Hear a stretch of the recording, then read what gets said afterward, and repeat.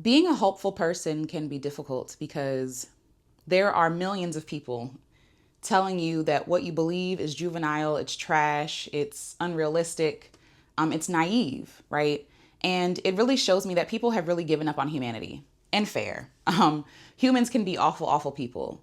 Uh, but I refuse to give up my hope. I refuse to give up my hope. And last year I made a video and I was talking about hope and like the future and what we could do, the good that we could do. And I basically was talking about how we should be kind to one another. And some black man left a comment under my video telling me that no one owes me anything and also called me entitled. The comment has since been deleted and he has since been blocked. But it really got me thinking about this word entitlement and this phrase that we repeat to say that no one owes us anything. And so I want to share what I've written down for you in my journal. So this is last year around July 29th. Okay. Some black man had the nerve to tell me that I'm entitled. He called me entitled like it was an insult, as if to say, how dare you, black woman, take up space and demand what's yours without expecting to suffer, bleed, work yourself and beat yourself within an inch of your life. How dare you expect serendipity, generosity, love, grace. Then I looked up the definition of entitlement and it wasn't all bad, by the way. So this is the definition that I looked up. Entitlement, the fact of having a right to something, the belief that one is inherently deserving of privileges or special treatment, the amount to which a person has a right to. He said it like it was an insult, a bad thing. Do I not have a right to kindness, sweetness, softness, care, humanity? Has the world not felt entitled to my labor, my body, my mind? Is his expressing his opinion not an expression of his own entitlement? Does he not feel entitled to my attention, my caring, my time, my self-esteem, my mental space, the way in which I see and view myself? This entire world tells me what I should do, assuming I agree or care. It tells me to value power, status, and money above everything else I actually care about. What disqualified me from love, from belonging, from care, gentleness, concern? I am entitled to your respect, even if you choose to rob me of it. You, after all, can't give what you don't possess. We are all entitled. We are all inherently deserving of goodness, love, care, humanity. We should be concerned with the well-being of one another. That's how we all get free. That's how we destroy theft, harm. That's how we root out of the evil. That's how we root out the evil. Individualism won't save us. Denying what is inherently everyone's robs you of what you're entitled to as well. So you saying that no one owes me kindness also robs you of your own, of what people should give you as well, which is kindness. What are we then entitled to? As a divine human being, I am entitled to love, care, consideration, freedom, choice, joy, community, and community care, respect. I am entitled to self-love, healthy air, food, a home where I feel safe in. Why do people think that the further you are from infancy, the less love and care that you deserve? We are so anti-human. Or is it that we love what has no power or rights, i.e. babies? For someone to actually give an F, do they not understand that they are infected with an illness? Apathy is an illness, a disease that eats you from the inside out. So that's where I want to start. This idea of entitlement, as if it's a bad thing. I am entitled to goodness. I am entitled to everything good. I am entitled. And this man tried to humble me, essentially, and basically tell me that what I am asking for, goodness, care, love, generosity, right? I do not deserve. So this insult wasn't really insulting like he thought it was going to insult. I think that he was trying to shame me and say, how dare you, human being?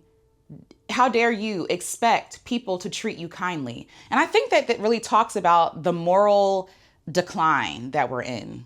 This idea that if somebody demands that you treat them with respect or with kindness, that is somehow entitlement is very, very strange. And we repeat these things, these phrases. No one owes us anything. No one owes you anything. And all it is giving excuses to people who do harm to continue to do harm because nobody owes you anything. Nobody even owes you kindness. Nobody even owes you fairness. So if no one owes us anything, why are we fighting for anything at all? That's the question I have. If nobody owes us kindness, if nobody owes us fairness, then why sue? Why press charges? Why fight to change things? Why fight so hard against evil if nobody owes us anything? I really believe that deep down inside, we know that that's a lie. We know that that's not true. And we know that it's a lie that was gifted to us from awful, evil people, because they need us to be okay with our own suffering, our own enslavement. Do you understand? They need you to believe that no one owes you anything so they can keep harming you. That's it. And you be okay with it. And you lay down and take it. I know what I deserve. I don't need a piece of paper from a document from a country, an evil country at that, to tell me what I'm deserving of. I'm deserving of things that this country could never give me. The fact that I'm even here, it's interesting. It's interesting. The story of my body being on this continent in the first place, right, is because of human trafficking, theft, unaliving, trying to be respectful to the whatever. But like, you understand, violence. That is how I got here, right? And so after all these hundreds of years of violence, now that I say I want to be treated like a human being, actually, I want to be treated kindly. Now you're calling me entitled? When you were entitled to my ancestors' labor for 400 plus years? Ain't nobody more entitled than them. And y'all know who them is. So yes, I don't mind you calling me entitled. You calling me that is not going to hurt my feelings. It might make me bristle a little bit, like, wait a minute, entitled, because we've been taught that entitlement is like this negative word, right? But no, I am entitled to goodness, as literally, like, even speaking as like a, if you want to talk in the context. So I live in the United States of America.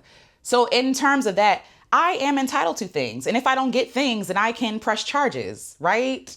So indeed, somebody does owe me something. If I work for someone and there's a contract and I don't get paid, I'm owed money. But even this language we use with each other, like no one owes you anything. You could never pay back what everybody gave you.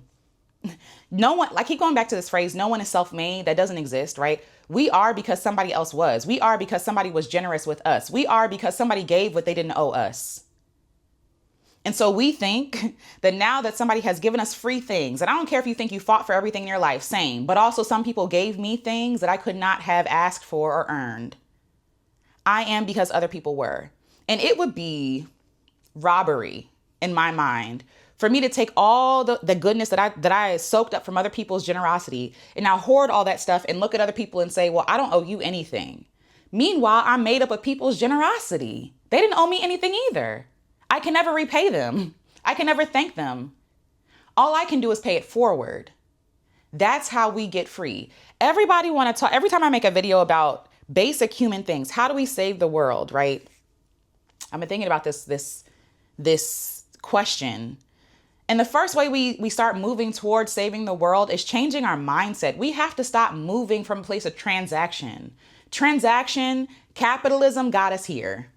Transaction is not going to save us. Generosity will, though. Sharing, caring for people, being interested. Stop saying that nobody owes you anything. Stop saying that you don't owe nobody else anything. That's how we get free. Y'all want to talk about getting free, but nobody wants to share. We were talking about, a group of friends and I were talking about the boycotting of Target and all these other corporations that have shown their behind within the last, 2 weeks? Has not been that long, maybe a week. And the topic of boycotting came up and it was like, you should boycott, blah, blah, blah. And I believe that we have the best intentions, but how can we boycott things when people need things, right? So we want to talk about boycotting. Let's look at this at the bus boycott, right? The Montgomery bus boycott. That boycott was able to happen because people were generous. Generosity helped that thing go on for all that time, right? Like, it's not enough to say, don't use the bus, right? Somebody has to volunteer to drive. Some people have to volunteer to walk, to take the long way, to get up earlier, right? Like, we understand that boycotting inconveniences us. And because of these corporations owning everything, we have limited choices. And so if you want your fellow neighbor to get in on that choice, right, then that means if you have more privilege than them or more money or more access or more resources, maybe you have the car, whatever it is, maybe they have to go further to go shopping, then that means you have to be a generous community member. If we're all going to get free, we all have to participate. And if we all have to participate, we all have to chip in and be generous. We cannot get free saying that nobody owes us anything, that nobody owes them anything. All this messaging is stuff that we've internalized from our oppressor. And it's stuff that we've meditated on and repeated mantras that we repeated to ourselves that we start to believe. Nobody owes me anything. Nobody owes me anything. So what does that do? It forces us to be hyper individuals, hyper individualistic, which is a gateway to an early death, right? There's this phrase, an African proverb: if you want to go fast, go alone. If you want to go far, go together. You'll go fast, but there's no telling how far you'll actually get by yourself. Probably not that far, because you only got 2 legs. You only have 2 lungs. You only got 1 heart. You know what I mean? Like, meanwhile, with other people that can help carry the load, you can go further because you're not laboring all by yourself. But we get there together. We don't get there alone. We get there together. I'm trying to make sure that I'm saying everything I need to say about that. Like, yes, we need to be more generous with one another. We actually do owe each other everything. I am because of the bus driver, because of the trees outside. I am because of the squirrel. I am because of the ant. I am because of X, Y, and Z, my teacher, mother, friend, sibling, whatever. Like, I am because you are. I have to start seeing you as myself in order for us to get free. I have to care that much. I hope what I'm saying is making sense. Okay, let me just, transaction. Transactional relationships don't last very long.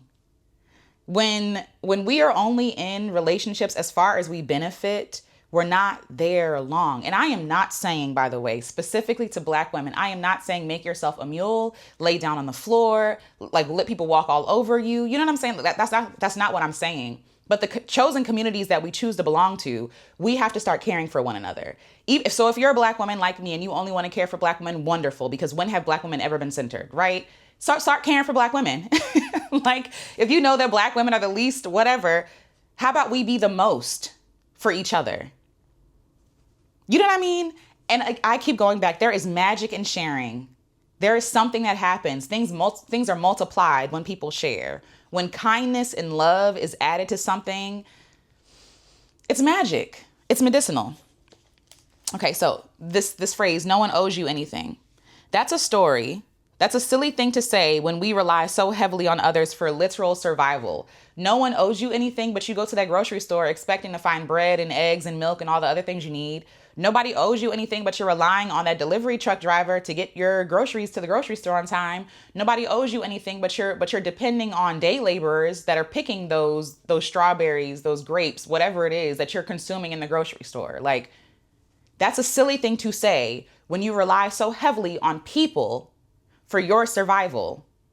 Most of us don't have the money, access, the land to be able to cultivate something like that, where we don't have to depend on other people. And I don't necessarily think that that's needed. I think that it's a beautiful thing when one person grows a garden of herbs and another grows a garden of tomatoes or whatever else goes well with tomatoes. And, somebody grows beans and corn, and like, we bring all of that together during harvest and we can all feast. We can all have a variety of things, right, to eat because we share. So we rely on other people for everyday things, but then say silly things that are untrue, like nobody owes you anything. And again, going back, this is just a mantra. This is just a brainwashing. Okay. This is just a brainwashing from your oppressor, so you don't fight them for what they owe you. Nobody owes you anything. Meritocracy. Pull yourself up by your own bootstraps. Doesn't that sound familiar? I got mine, so you get yours. Does that not sound familiar? It's the same playbook. It's the same thing. And we are always so easily tricked because we want to be the winner. And I promise you, under capitalism, even the people at the top are not the winner. They're losing as well. We just can't see what they're losing yet. But we see them losing their humanity. We see what that wealth has cost them. We see them losing their common sense. We see the pride causing them to be blind, so to speak, right? For the sake of this conversation, a figure of speech. Like, we see that. We see them becoming depraved individuals. We see what that costs them, because no one is supposed to be that wealthy. It's not normal. Like, I'm sorry to all the capitalists out there. It's not normal to be that wealthy. It does something. It corrupts something in your soul. When you have that much wealth, you have that much power. That much power is not normal for a person to have access to, especially when that power was gained off the backs of underpaying people, of slave wages. Like, what are we talking about? Like, of exploitation. That's how this country itself got wealthy. How long do you think it's going to last? When the foundations of this country is death. When the foundations of these businesses are death, how long do you think it's going to last before like necrosis sits in? You know what I'm saying? Anyway. So I said, no one owes you anything is a silly thing to say when we rely on each other, right? And the word, like, this is the colonizer's language. The earth don't owe you nothing, yet it supports you. It sustains you. It gives you air to breathe. Like, the earth doesn't owe you anything. If anything, we owe the earth everything. And still the earth decides to take care of us. So how do we pay back the robin? How do we pay back the ant? By taking care of the earth, right? But we don't do that because we don't think that we owe the earth anything. That's interesting when we rely literally on the earth for our literal survival. That's colonizer thinking. Of course you owe somebody, of course you owe everyone everything. And I don't mean people who exploit you. Nuance, both, right? Let's engage in this conversation for all the no nuance people. Like, obviously don't let people take advantage of you, but the people that you're supposed to care for that are within your reach or people who care for you, yes, reciprocity should be a thing. Reciprocity should be a thing. It shouldn't be, oh, I owe you. It's, oh, I have the ability to, so I will. What are we talking about? Oh, anytime we use that language, I just hear, ooh, colonizer, colonizer. We owe each other everything. You know what I mean? Okay. So I said, why are we even using this word? Everything is a transaction. Where is the love and care? When we think in transaction, there's no room for love. There's no room for care. There's no room for gentleness or generosity. It's all about like rugged individualism that doesn't save anybody. Nobody is supposed to be alone like that. I said the things that we have benefited from others, we can never pay back. That teacher, that parent, that random bus driver that you forgot the name of, that picked you up down the street and saw you running and stopped and waited for you. Like, you could never pay back those people. And the idea of owing people is so flawed in the first place because we are flawed human beings. We're never going to get everything perfect. But there's grace that we give. There's grace that we choose to give, I'll say, to certain people, right? Don't let people play your face. But there's certain grace that we give to people because we understand that they are human, and so are we. We are prone to make mistakes. We start with our own humility, that I am human. I need help. I am not perfect all the time. I fail people. I let people down. I don't keep my word all the time. And I would hope that someone has grace with me. Someone forgives me. Somebody treats me as a human being. And yet we are enslaving and treating other people like property, like a slave. You owe me this. I demand this from you. When that's not how we should be interacting with each other in the first place. We're human beings. Why would we ever say something so cruel to somebody? We are not islands. Everything we do affects and impacts someone or something else. Everything you do impacts something or someone else. Let's go down to a very basic level. When I move, right? There are particles moving around me. I can't see them I can't see them. My eyes are not equipped to see the atoms and all this other stuff, right? But when I'm moving my hands, air is moving around me. I feel the breeze on my face when I'm moving my hands, right? There's movement happening even if I cannot see it. Everything I do impacts the world around me in some way. We have to start seeing each other as community members, not enemies. We are on this planet together in a group project, and you think individualism is going to save you. That's crazy. We are here together. We are here together. And that means we have to work together. And that starts with seeing each other as equal, seeing each other as kin. We have to see each other as kin. My survival is dependent on your survival. We are connected. Community. Like, this is what it means to belong to community. This is what it like. So when we're talking about getting free, when we're talking about community care, when we're talking about liberation and all, I need you to consider what that really requires. Humility, and not humbling yourself as in like making yourself low. We can use a different word, right? Humanity. Let's push humility out altogether. Humanity, being a community member requires your humanity. You are flawed and so am I. You need grace and so do I. If we are in good relationship with one another, meaning that we both intend to do well by one another. Again, nuance. Hyper-individualism kills. Period. Hyper-individualism kills anything, everything. Nothing survives alone. I'm looking out the window at these trees. When trees are alone, they die. They're cut off from communication, from their tree brothers and sisters, from the fungus, from the animals. Like, they die when they're alone because they're not solitary creatures. Some trees where you go, like, you might find like one here and one there, like in a desert somewhere. But generally speaking, a lot of trees are communal creatures. And even the ones that you find like sparse, they're still connected to each other. They might be connected underground. You feel me? Even trees know, in order to survive, I need my fellow tree member to survive. I'm going to reread the tree book, but basically, trees take care of each other. When it's cold and bare, they hold resources, sugar, they stop production so that they can share resources together underground. Nature is teaching us that you don't get free. You can't survive alone. Everything in nature knows this except for us. We think we're so special. That's okay. We think we're so special when everything we make, everything we design, we think, oh, we're so much smarter than the plants and the animals, but everything we design is designed after the plants and animals. Look at an airplane. What does that look like to you? A bird. We learn from the animals. What does that look like to you? A bird. Right? What is a car fashioned out of? A horse and buggy. Humans are brilliant, but we're not that smart. You know what I mean? Like, we also require leaning on things that we see as beneath us to survive, i.e. trees, plants, animals, creation, the ocean, wind. We need all of these things that we cannot think or pay back to survive. But we're telling our fellow human beings, you owe me this. I don't owe you anything. You're on your own. You're not on your own, honey. That's crazy. And the trees would weep hearing you say something like that when the trees love you so generously and so freely and withhold nothing from you. The only reason why we don't have fruit falling from these trees is because of corporations. That's it. But generally speaking, trees are generous. They're little air conditioners. They're always keeping us cool, always giving us fresh air, taking the trash that we put out into the air, recycling it and giving us something nice. Like, that is love. And we got the nerve to tell our loved ones, our kin, nah. That's sad.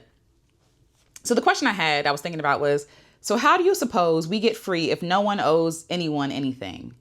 How do we get free if nobody owes anything, anyone's anything? How are we not free? If nobody owes us anything, and y'all know who I'm talking to you. If nobody owes you anything, then how dare you scream about the injustices that you experience? Why complain? Why keep going? Why persevere? Why boycott? Why march? Why write a complaint letter? Why ask for a refund? Why seek righteousness where wrong has been done? If nobody owes anyone anything, then everything doesn't matter then, right? You see how this programming, this what is the word I'm looking for? This brainwashing. All right, I'm just gonna keep saying it. This brainwashing, how it impacts not just how we interact with one another, but how it also makes us feel less empowered to seek righteousness for ourselves. When we repeat to ourselves that nobody owes us anything, when we repeat that mantra to other people, even when we're well-meaning, we start to believe it. No one owes me anything. No one owes me anything. So I'm not going to fight for something better. I'm not going to try again. I'm not going to seek righteousness because people are just bad. The world is just evil. No, it's evil because we allow it to be. Because we're not holding people up to snuff. Because we're not calling out a wrong where a wrong needs to be called out. Y'all, listen. I was thinking about people. Shout out to Marissa talking about being a truth teller. I was thinking about what it costs to be a truth teller. When you shout into the void where everybody has been mulling over and repeating this mantra to themselves, nobody owes me anything. Nobody owes me anything. And we repeat this in like this humdrum chorus. Nobody owes me anything. And somebody shouts and pierces through all of that noise and says, actually, you know what? We're owed a lot, actually. Actually, I do owe my fellow human kindness.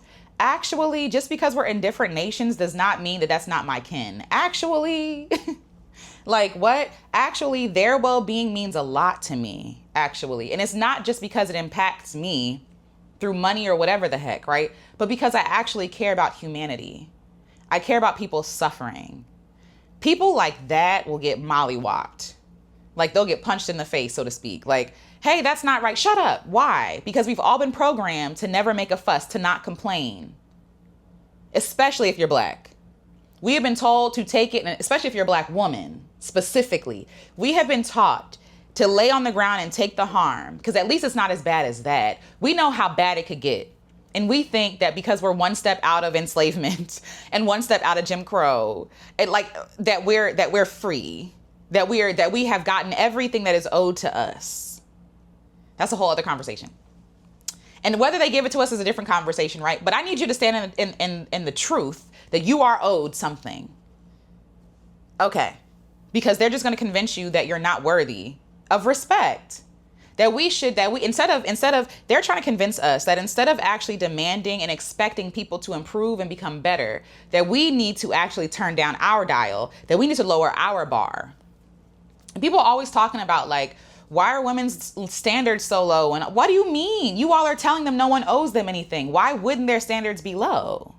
You're repeating the same harmful rhetoric and you're believing it. And you show them that you believe it with your actions. When a black woman asks for help, oh, well, nobody owes you anything. Well, how is that helpful? Okay. I know historically speaking, nobody has felt that they owed me anything. I'm here to collect. I'm here to raise my hand and say I need help. Anyway, so yes, why complain about anything ever? Because deep down, you know that you're owed something. You know when you're being disrespected. You know when someone is treating you less than what you deserve to be treated. Like, as less than. You know when that's happening. You feel offended because you know what you're owed. You feel away because you know that you're owed respect. And when people don't give it to you, you feel upset. As you should. Because you are owed something. You are owed something. I am. Alicia is because you are. I am because you are, and we owe each other everything. And I will stand on that. I don't care. You can debate me. I don't care. Don't care. Don't care. We owe each other everything. And the reason why we're going down in flames is because we don't think we owe each other anything. And we think that we can hyper-individualize ourselves into freedom. We owe each other everything. And the sooner we recognize that, the sooner we can get free. The sooner we can get on the same page. Going back to that example about, what is the word? Boycotting, right? Like if you're generous, if you are, you should be generous, but we should all be generous. If you are more privileged, you should be more generous because you have more margin to be generous. But people are saying, I don't owe anybody anything. And that's how you get hoarders of wealth. That's how you get the corporations owning everything. That's how, because we silently sit there and take it and say, nobody owes me anything. What are you owed? What are you owed? The world owes you. And as long as you give it, as long as you're beingness as well, okay? Because yeah, if you give it nastiness, you deserve nastiness. Like if you're giving people evil, like don't be surprised when people give you evil back, right? But if you're doing well by people, if you're well-meaning and people are giving you evil, you don't deserve that. Why are they giving you something you don't owe? Huh? Like why are they giving you something? It's like you're paying, like no, somebody's robbing you. So what do you, I need you to raise your standard on what you think is what you think is due you. I need you to raise your expectation. And this is what I really believe. I really feel like people are afraid of being disappointed. So they repeat these mantras. Nobody owes me anything so that I don't get hurt when people disappoint me. Finish the whole sentence. Say the truth. I am afraid that when I'm in need, someone is not going to meet my need. And therefore, I'm just going to repeat to myself a lie to say that nobody owes me anything. What you really mean to say is that people have a history of being selfish. And that hurts my feelings. And I cannot depend on these particular human beings, whoever you're talking about, because they are historically selfish. Say that. But stop saying stuff like nobody owes you anything. That is a lie. Stop it. That's not true. It's getting me upset.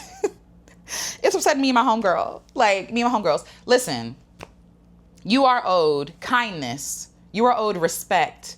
You are owed generosity. You are owed grace. You are owed humanity. You're owed your life. You are owed safety, choice, freedom, sovereignty, dignity. You are owed love.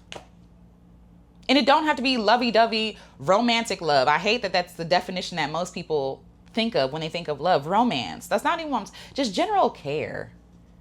General care and concern for your fellow human being. As much as I care about the trees, I care about the humans. You know what I mean? As much as I care about the bears being okay, I care about the humans. Like that general love, that just love that you feel. I fall in love with people all the time. And I love people. And when I love when I have an interaction with someone, and I'm just like, that was so magical. I don't even have to know their name. It could be a smile that we exchange. It could be a wave or like the awkward, walking down the aisle and you're coming up the same way and I move and you move and we move together and we laugh. I love those interactions because humans are so beautiful. And we owe each other that kindness. We owe each other that generosity, that love, the chuckle, oh, girl, excuse me, I'm sorry. The humanity. Like, I am so hopeful. Call me naive, that's fine. But I am hopeful, and I'm glad that life has not destroyed my hope. And I understand that my hope can be like vinegar on the teeth or smoke in the eye. I get it. Like, I understand when it feels like the world is crumbling, and it is, right? We can acknowledge, and that's the thing, we can acknowledge that the world is falling apart, and we can also acknowledge that we have the power to put it back together again. And a lot of people want to just leave it at the world's falling apart. I have hope that we can put it together again. I do. It might look different. And there needs to be justice, okay, for all the atrocities done. We're not going to skip past or bypass none of that. But I also have hope for a future where we don't have to keep atoning for our sins against one another. I have hope that we can start caring about one another for real. And not just for play. And not like, light and love. No, rage and burn this thing down and heal and build something better up. All of it. All of it. Capitalism, heartlessness, and the poison of the West have poisoned us. No one owes you anything, lets your enslaver off the hook. It absolves others of the responsibility of their actions and their impact. We are lowering the morality bar to deal with our discouragement and disappointment. It also gives us permission to harm others without consequence. Because if we lower the bar for other people, we start to lower the bar for ourselves as well. Not only what we accept, but also how we operate within the world.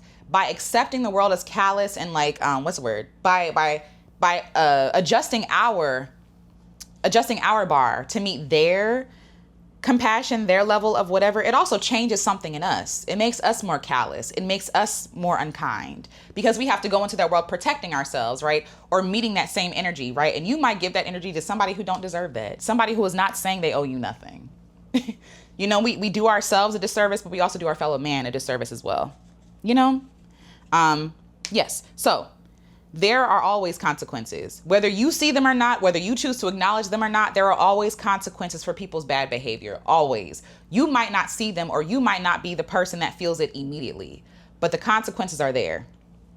When I think of these wealthy men running the world essentially with their influence, right? I think about how at some point their time is going to be up too. Your money can save you from a lot of harm for a little bit. But at the end of the day, when there's nothing left to buy, when there's no one left to own or enslave, what then? What good will your money do for you then? When the whole world has cut you off and left America in its individualism that it held so highly as a value, then what? We get free together, not alone. And yes, you are owed something. And you should walk into the world expecting people to treat you with kindness. You know why I expect that? Because I treat people with kindness. I expect people to treat me exactly how I treat them. That doesn't always happen, but that doesn't mean that I'm the problem. You see what I'm saying? That doesn't mean that I have to change anything. I might have to change my expectations based on the person, but I'm not changing my level of morality, my expectation, my belief that I owe everyone everything. And I don't mean at the expense of my well-being. I don't mean give until you die. I don't mean that. Give until you burn out. I've tried it that way. It don't work. I mean, giving myself everything I need, fill. And when things overflow from that, when I have enough, when my cup is full, right, then I can be generous because I'm generous with my surplus, right? I got that from, I got that from Latifah. No. No. I have to go back. But either way, I have to go back. But it was an interview that I watched of a Black woman on Picky Girl Travels the World. And I'm going to come back and bring it back. But she talked about that in her video, where you're like a cup on a saucer. And so like a teacup. And so like the teacup is full and starts overflowing. You give people from that saucer, from that overflow. You know what I mean? Like, where I've been doing it the opposite way. I was doing it to be like, oh, sorry, y'all, the air is dry. It's winter. But I give from what I don't have. I promise you, the most generous person you know is probably the poorest person you know. The most giving person you know is probably the most depleted person you know. Because they've been giving and over giving because we have not been giving enough. It is a communal effort to care for everybody, but people are depleted when they are over giving because everybody's not playing their part. And so unfortunately, a lot of people feel afraid to give up the support even when they are depleted, i.e. I'm talking about myself, by the way. I was afraid to give it up because I'm like, well, who else is going to give? Nobody else is being generous. Who else is going to be generous, right? And sometimes people need to feel that absence to feel like, oh, shoot, we haven't put enough supports here in place. You know, I'm not saying like leave people to just perish.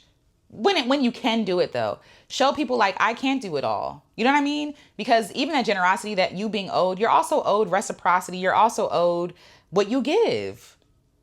In a perfect world, that's what we would do. And people want to say, well, it's not a perfect world. It's not a perfect world because we don't will it to be, because we give up the hope in making it a perfect world. And let's not use the word perfect. Let's just say kinder. In a more kind world, in a kinder world, in a better world, we would care about each other. And why do we have to wait for someone to give us permission to do it? We can start today. Be more generous. Be more gracious. Let somebody in front of you when you on the highway. Like little things like that. That's how we save the world. But we're not ever going to save the world and save ourselves and our community and our people by saying dumb stuff like nobody owes us anything. That's such a defeatist mentality. I just cannot. I cannot deal. That is such like just a period on the end of a sentence. Like it is done. Close the book. That is how it's always going to be. That's not how it always was. So that's not always how it has to be. It is that way because we have given up. We have given up hope. And to those who have given up hope, I see you. You're not the people I'm talking to, by the way, right? You need care. You need compassion. You need someone to pour into you what you have poured out, because I guarantee you a lot of people who give up hope are people who were very, very dedicated to the hope and progress, but who met a lot of like brick walls, or people who made things difficult for no reason. There are people who burn out. People burn out. You know what I mean? So you need care. If you're burned out, don't focus on yourself. But for those of us who have that saucer, who have that extra grace to give, that extra margin to give, if you're living within your margins, I'm not talking to you. I'm talking to us, the people who may have a little bit of surplus, right? Give from that overflow. We owe the world everything. So yes, there are always consequences to our actions, and callousness and being uncaring and saying that nobody is owed anything is what got us here. Is what got us oppressed, is what got us underpaid, underfunded, is what got us without the minimum wage being moved over how many years now? That mentality that we keep saying, but we're double speaking. We're going up one way saying, raise the minimum wage. And then we're going another way saying, no one owes us anything. How is it both? How could it be both? One has to be true. Either you are deserving of more or you're not. And so stop fighting. You know that that's not true. You know that you're deserving of more, which is why you complain. Why do we complain? Because we know something's not right. Nothing is wrong to complaints. Listen to your complaints. Stop pushing them aside. Stop gaslighting yourself. Oh, it's not that bad. Well, nobody owes me anything. Well, everybody has it hard. No, they don't. Some people don't have it hard because you have it hard. You know what I mean? Anyway. All this to say, call me entitled, call me what you want. I really don't care. I'm really not interested in playing the part of like, oh, I'm so meek and I'm so whatever. When I know that I'm owed respect and love and kindness, and my bar is being raised in every way. I'm raising the bar with my family. I'm raising the bar with myself. Hello. I'm raising the bar with my just everything. I'm raising my expectation for joy because that belief that nobody owes you anything will have us settling for things that we don't want, that we don't believe. It'll have us doing things that we don't believe in, pushing us further, pushing us further away from ourselves, from the truth of ourselves, from our liberation. Saying stuff like that, believing stuff like that. No one owes you anything. A lie. A lie. Capitalism will not save us. Apathy will not save us. Hyper-individualism will not save us. Caring for one another will. Sharing will. I know it sounds juvenile, and shame on us that we've lost our juvenile wisdom. It's time that we be reminded. How do we save the world? Becoming children again. Sharing. Being caring for other people. Like caring, like being thoughtful of other people. Saying, I've had enough. I don't need any more, actually. Let me leave some for other people. Basic humanity stuff. Babies be more humane than us. May we remember the humanity of children. May we remember our childlike wonder and awe and hope and privilege. When you're a kid, you're not burdened down in a perfect world, obviously. You're not burdened down by the harsh reality that people ain't nothing, as in like people are mean, right? You're not burdened down by that messaging. When you're a kid, your naivete, your hope, your compassion is almost like, no, please keep being compassionate. And your sorry, I'm stuttering because I'm thinking about a lot of things at the same time. And your parents want to protect that innocence and that joy and that hope. But then at some age, we start getting fed a different messaging. Nobody owes you anything. And we know that because historically speaking, nobody has paid back what they've owed us. It's not that they don't owe us. It's just that they're not going to because they're mean people. That's a different messaging than nobody owes you anything, because we teach our babies to go into the world expecting people to mistreat them and be okay with it because nobody owes them anything. Same with us. Yes, you're owed kindness, and you should speak up when you're not being treated kindly. You're owed gentleness, and you should speak up when people are treating you harshly. You should set boundaries with people who mean you harm. This is how we get free. Cutting off what is not right, changing what is not right, standing up for what is right. That I am entitled to kindness. I am entitled to safety. I don't care what you think. Money does not, this creation of money, we've said, oh, if you don't have this money, you don't deserve. Says who? People who stole. These people quite literally stole resources that were free for everybody. Water was free. Okay? The earth was free. The sky was free. The rain was free. The mountains were free. Somebody stole it, laid claim to it, and then gatekept it so they can make money because they don't have any other skill but gatekeeping and stealing. And you're being okay with your own oppression by saying nobody owes me anything when they stole it from under your feet. They stole you. It's not funny.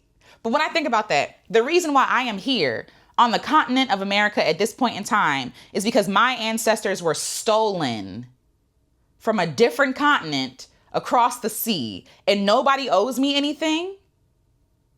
But then white folks felt owed of slave labor, of indentured servitude. That's interesting. Your boss feels entitled to your time, but you don't feel entitled to ask for a raise or for respect in the workplace, so they're demanding you work for them. Like, that don't make no sense, honey. That don't make no sense. That's someone playing mind games with you and making you complicit in your own oppression and the oppression of others, making you complicit and okay with the oppression of others as well. That is not who you are. Remember who you are. That is not who you came in this world as. You cared. You cared. And someone taught you not to, because that is the way to survive. My ancestors literally survived by assimilating, right? I have privileges now that they did not have, and I honor those privileges. So let me state that. My ancestors did what they had to do to survive in an impossible situation, right? Now I have privilege that my ancestors, parents, grandparents, great-grandparents, aunts, uncles, all them people, right, that came before me did not have. So I'm going to exercise that privilege and say, actually, I am owed something. Actually, you do owe me kindness. Actually, if you keep mistreating me, you're going to be cut off. Period. Because I am owed what? Love. I am owed kindness. I am owed community that cares for me. If I'm going to belong to a community, why would I belong to a community that hates me? I'm going to choose a community that loves me. I have choice in that. And I'm glad that I have choice. Some people don't. And I acknowledge that and I hear you, right? But there are people out there. There are other communities that you can join, be a part of. And it might take time and it might take work. And it's not fun, right? Getting to know people. It's always awkward. It's like, do I? But I promise you that harm that you're enduring in that relationship that you're in right now, whether that be romantic, familiar, platonic, professional, you do not have to settle and sit here because no one owes you anything or you're entitled. You are entitled to goodness. You deserve everything good. There's no caveat. There's no but. You deserve everything good. It is not your fault that you're living in a country that hates you. It is not your fault that the world hates you. It is not your fault that these people are evil. These people running everything is evil and greedy. Like they are, excuse me. The people running everything are. The people are evil. English. The people are evil and selfish and greedy and corrupt. And you're changing your morals to accept their corruption when you know you are divine. When you know you are loved, when you know that you're enough, which is why you get upset when people mistreat you because you know that you deserve better. No matter how much you think you don't love yourself or how much, I'm speaking to you as I'm talking to myself, that anger will always remind you that there is something deep, deep, deep within your well of yourself that loves and cares a lot about how you are treated, that knows without a shadow of a doubt that you are worthy of love and kindness and generosity. That when people mistreat you, you feel so offended because how dare you treat someone like me like that? How dare you treat me, a divine being? How dare you treat me, a work of art, a child of God, a creation of the earth? How dare you treat me, your kin, like this? How dare you see me and see someone you can harm? How dare you? How dare you? And that's the energy we need to be walking through the world with. Stop adjusting your dial to fit the frequency of evil people. Stop doing that. They are immoral. Yes. They are evil. Yes. So what are we going to do about it? Are we just going to say, well, that's just how the world is. Oh, well, and give up? And again, for those of you who are exhausted, I understand. You keep laying. You keep being cared for, hopefully by community. But for those of us who have a little energy, is that what we're going to do? Look at my sister on the ground crying and screaming because somebody broke her heart and took her job and underpaid her and is making her live in a place that is not safe, that is not clean. And I'm going to look her in her face and say, well, nobody owes you anything. That's my contribution to community? A lie?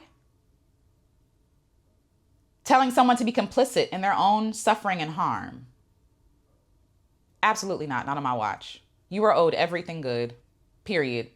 Now, that does not mean that you get to treat people like trash and expect them to treat you kindly, because you treat people like trash, then trash will find you. You make trash, it will find you. Yeah. So no, I'm not talking about that. We know who we're talking about. People who are kind-hearted people, generous people. Those are the people that are crushed under the weight of this capitalistic society, this callous society, this mean society, because they actually are unarmored and they care. And their only sin is that they care. And that makes them a target for predators. That makes them prey. It is not their fault that they are prey. It is our fault for not protecting them and encouraging them to place boundaries, right? That's our fault as a community member. And it's also the fault of other people who are doing them harm. They're not doing nothing wrong by hoping and caring for people. What? Why are we telling people to be more evil instead of telling evil people to be better? Because we know it's easier to shame people who are kind than it is to shame people who have no feeling in their heart. It is easier to control the hopes. That's so sad. It's easier to control the hopes and the dreams of people who mean well than it is to hold people accountable who do evil. We know that that's true. And even though that is true, it doesn't make it right that we do it, that we continue and contribute to the cycle of abuse. That's not okay. So yes, you deserve every good thing. Step your bar up. I am doing it. My expectation for my standard for things, my boundaries for things have changed. My boundaries used to be very, very close up on me. My boundary here is now out here. Before you even get this close, absolutely not here. This, like, you know what I mean? Like, I'm learning and growing, but I'm also learning that I was never the problem. My hope, my dedication to love and generosity, my belief that humans can be beautiful people when we choose to be beautiful and generous, my hope for humanity, my belief that things can get better is not sinful. It's not wrong. It's hope that people need. And sometimes I have more hope than what other people have. And sometimes people have more hope than me. We all need each other in that. Sometimes I need people to hope for me, you know?